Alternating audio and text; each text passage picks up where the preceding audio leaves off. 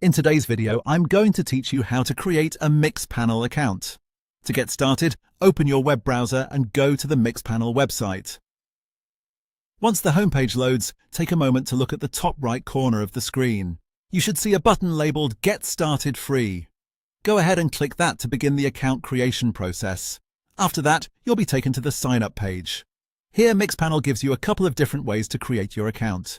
You can sign up using your Google account, which is usually the fastest option if you want a quick setup. If you prefer, you can also create your account using an email address instead. Both options will work, so just choose the one that's most convenient for you. If you decide to use your email address, make sure you enter it carefully so you can receive the confirmation message without any issues. This part is important because Mixpanel will need to verify that the email belongs to you before your account is fully activated. If you're using Google Sign-In, the process may feel a bit quicker since some of the information is filled in automatically. Once you've selected your preferred sign-up method, the next step is to agree to the terms of use and any related statements shown on the page. Read through them if you want to understand the platform's policies, then check the box to confirm your agreement. After that, click the Sign Up button to continue.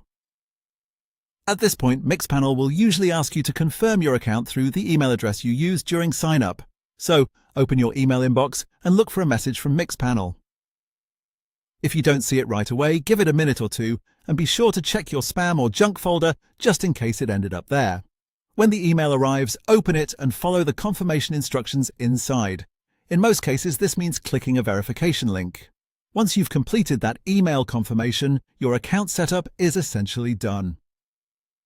That's it. You've successfully created your Mixpanel account and you're ready to move forward on the platform. As a quick tip, if you plan to use Mixpanel often, it can be helpful to save your login details securely or use a password manager if you signed up with email.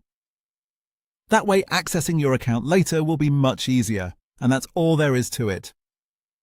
You now know how to create a Mixpanel account from start to finish.